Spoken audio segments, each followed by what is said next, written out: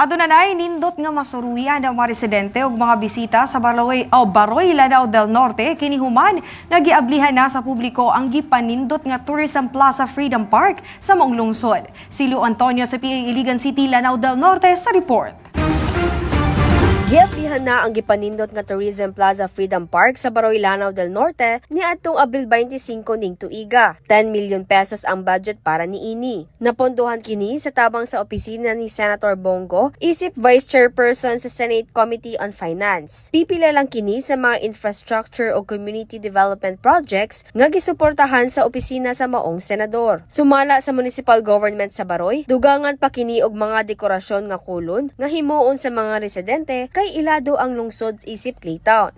Naana siya kulon para mailhan gyud kami taon mo gina siya dagko na siya murag tibud nga diha upat diha sa fountain. Gituyo na ko na siya kay gusto nako ang mga history sa Baroy. Gawas ana nami puhon diha nga sa product gid sa Baroy. Hopefully in the long run amo gina makabot ang tanan akong pangandoy diri sa among lungsod sa Baroy.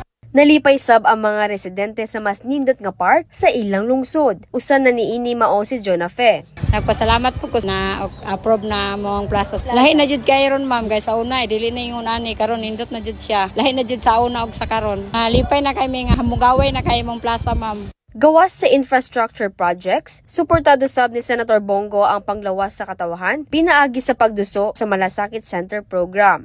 Ang Malasakit Center po, matas na po ito. It's a one-stop shop. Nasa loob to ng ospital, yung apat na ahensya ng gobyerno, PhilHealth, PCSO, DOH at DSWD.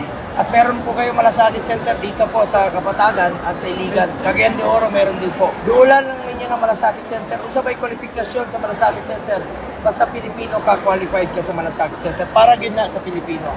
Inyo ng Malasakit Center. Tuig 2019 dihang naaprobahan nga mahimong balaod ang Malasakit Center, pinaagi sa Senate Bill number 1076 kun Malasakit Center Act of 2019. Lu Antonio sa PIA Iligan City, Lanao del Norte para sa Pambansang TV sa Bagong Pilipinas.